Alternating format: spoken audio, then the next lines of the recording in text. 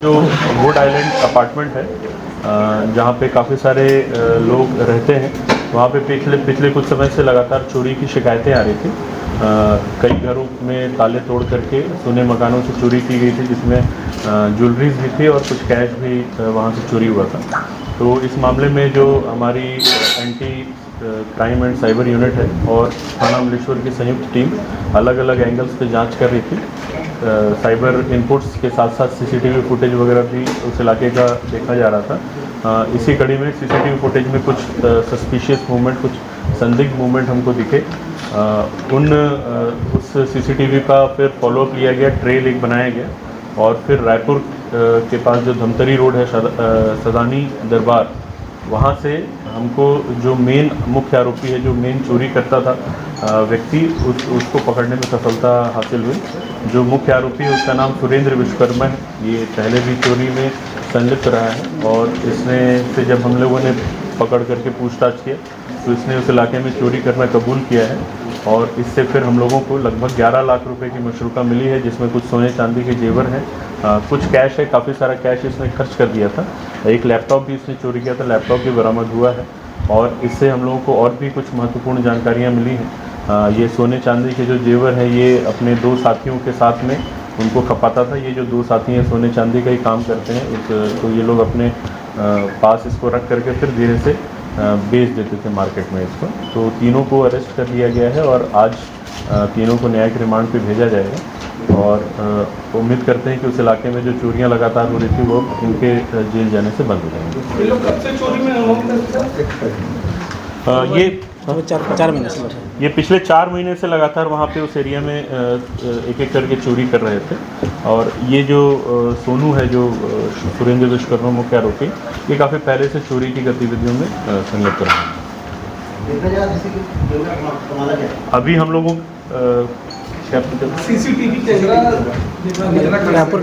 रायपुर यहाँ जो अमलेश्वर टाउनशिप है वहाँ से लेकर के फिर रायपुर के लगातार, क्योंकि वहाँ पे ITMS का सिस्टम है अपने पास में, तो जितने भी रास्ते में जो ट्रेल था वहाँ जितने भी सीसीटीवी कैमरे थे सबको खंगाला गया है। लगभग 70 से 80 सीसीटीवी कैमरे हैं जिनको हम लोगों ने जिनका परीक्षण किया है और उसके बाद फिर इनको पकड़ने में सफलता हासिल हुई। इनके यहाँ गलाता कहाँ था?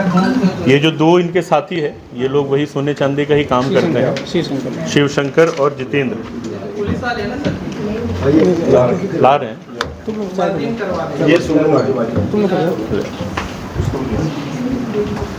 इधर सामने सब आरोपी रहने वाले इसके साथ बिलासपुर वगैरह रायपुर के लोग चोरी करने आ रहे। नहीं, ऐसा नहीं है कि ये लोगों को जहाँ मौका मिलता था अभी, क्योंकि वहाँ पे पहली बार चोरी किया उसको सफलता मिली, फिर दूसरी बार किया तो उसका हौसला बढ़ गया कि ये, क्योंकि यहाँ से अमलेश्वर का जो एरिया है वो भागने के लिए अच्छा है, वहाँ रायपुर से घुसे और फिर चोरी करके फिर उस तरफ चले गए, तो उस वजह से इन लोगों ने इस एरिया को टारगेट किया। ये लोग जो पैसे थे उसको कहाँ खर्च किए बताया क्या? पैसा अपने खुद के जो उपयोग में ही इसने खर्चा किया है।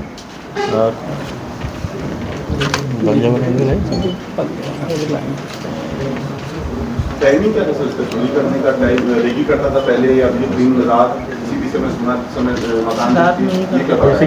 बेसिकली उस एरिया की रेकी करके और फिर जो भी इसको लगता था कि सोने मकान है तो जनरली रात में ही जितनी चोरियां हुई हैं वो रात के समय ही इसने चोरियां की।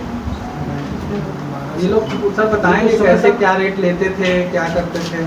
अब वो हम लोग पूछताछ किए हैं, उसमें जो भी जानकारी मिली उसके हिसाब से हम लोग जो चालान है उसमें सारी चीज़ें बताएंगे। अमलेश्वर को क्यों चुना था इसने चोरी करने के लिए? क्योंकि वो रायपुर के पास में है, इनको वहाँ से रायपुर भागने में आसानी हो जाती थी, इस वजह से अमलेश्वर।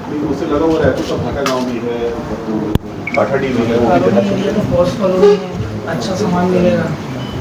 देखिए, चोरी के लिए जो सबसे उपयुक्त जगह लोगों को लगता है वहाँ पे हाथ मारते हैं। हो सकता है जिस जगह पे आप बात करें वहाँ पे इनको मौका नहीं लगा, अगर मौका लगता तो वहाँ से भी चोरी करते। तो ये बोलना मुश्किल है कि उसी जगह पे एग्जैक्टली क्यों गए, लेकिन जहाँ पे इनको मौका मिला, जहाँ पे इनको लगा कि यहाँ पे सोने मकान में हम लोग आराम से चोरी कर सकते हैं, चोरी की। तो वही जिले का सिर्फ कबूल है कि आसपास के किसी और जिले में जैसे रायपुर में चोरी करना बताया? नहीं, अभी तो फिलहाल हमारे यहाँ की जितनी चोरियाँ उसी के बारे में। सर इनकी कोई क्राइम हिस्ट्री है इनकी? हाँ, इनकी क्राइम हिस्ट्री हम लोग खुजवा रहे हैं। हालांकि पहले इसने चोरी वगैरह किया है, एग्जैक्टली हमारे पास वो रिकॉर्ड नहीं है कि कहाँ कहाँ पे कितनी कितनी चोरियाँ इसने की हैं। इनको रिमांड में ले रहे हैं? नहीं, इनको हाँ मतलब जुडिशियल रिमांड पे भेजा जा रहा है, पुलिस रिमांड पे नहीं ले रहे हैं इनको। सर, इनके खिलाफ और कोई अपराध सेवा रहे? अभी नहीं, अभी हमारे जिले में और कोई अपराध इनके खिलाफ तो नहीं है। कहाँ तक पढ़े लिखे हैं साहब इन लोग? ज़्यादा पढ़े लिखे हैं। कितना पढ़ा है? 10वीं पढ़ा। आप लोग अलग से इससे बातचीत करना तो करा लेंगे।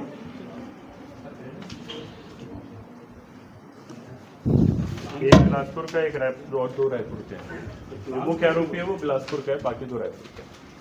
इनके लोग आपस में तीनों की पहचान कैसे हुई? पहले से जान पहचान थी या जेल वेल में जान पहचान? जो प्लम्बर का काम करता है उसका ठेकेदार है, उससे इसका परिचय हुआ। ये एक जो जितेंद्र है वो पेवर ब्लॉक का काम करता है, दूसरा साथी भी उसके साथ पेवर ब्लॉक का काम करता था। और क्योंकि दोनों ही सोना चांदी बनाने में मतलब उसकी कारीगरी करने में माहिर थे, तो इनकी जान पहचान हुई। अच्छा, ये सोनू जो है क्योंकि चोर है तो ये हमेशा पूछता रहता था कि कहाँ पे अपना माल छपाया जा सकता है, उसी सिलसिले में इनकी जान पहचान आपस में। सर, प्राय सभी चोरियों में सीसीटीवी की भूमिका बहुत ज़्यादा रही है, पर इस बीच में एक पॉइंट है कि रायपुर से आके व्यक्ति चोरी करके सामान लेके आराम से और वापस चले जा रहे हैं, तो इस बीच में रोड पे कोई गश्त व्यवस्था को लेके कोई? बिल्कुल, आपकी बात बिल्कुल सही है। अगर हमारे इलाके में आकर चोरी करके चले जा रहे हैं लंबे समय तक, तो थोड़ा जो गश्त है उसको सुधारने की आवश्यकता महसूस होती है। और मैं कोशिश करूंगा कि जहाँ जहाँ पर भी ऐसा महसूस हो रहा है कि गश्त की कमी है, वहाँ पे कुछ ऐसी व्यवस्था की जाए कि गश्त लगातार होते रहे और इस तरह की घटना न हो।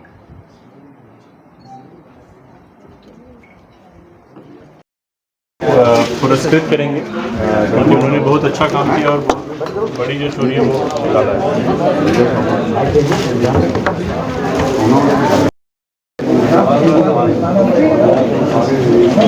सर, ये चोरी का मतलब खुलासा कैसे हुआ सर? आप लोग को कैसे इनकी जानकारी कहाँ से मिली सर? अमलेश्वर थाना अंतर्गत विगत 4 महीनों से लगातार जो वुड आइलैंड रेजिडेंशियल सोसाइटी है वहाँ पे चोरी की शिकायतें आ रही थी। सोने मकानों को टारगेट करके ताला तोड़ करके चोरी किया जा रहा था।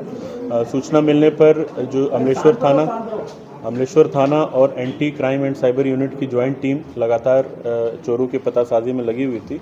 इसी कड़ी में वहाँ के जो सीसीटीवी फुटेजेस हैं उनका लगातार निगरानी किया गया, उनका एग्जामिनेशन किया गया और उससे कुछ क्लूज़ मिले। उस क्लू के तहत हम लोग रायपुर पहुँचे। रायपुर में भी वहाँ के पुलिस के साथ सहयोग लेकर के वहाँ की सीसीटीवी फुटेजेस को देख करके हम लोगों ने जो मुख्य आरोपी है चोरी का, सोनू विश्वकर्मा, उसको रायपुर से गिरफ्तार किया। गिरफ्तार करने के बाद उससे पूछताछ में उसने अपनी चोरी कबूली है और 6 अलग अलग घरों से जो इसने ताले तोड़ करके चोरी की थी उसके मशरूका को बरामद कराया। कुल लगभग 11 लाख का मशरूका है, जिसमें सोने चांदी के ज्वेलरीज हैं और साथ साथ कुछ कैश है, एक लैपटॉप है। और इसके साथ फिर हम लोगों ने जब और बातचीत की तो इसने और 2 अपने साथियों का नाम बताया, जितेंद्र और शंकर, जिन लोगों ने इसके साथ मिल करके जो माल है, चोरी का माल है, उसको खपाने में मदद की थी।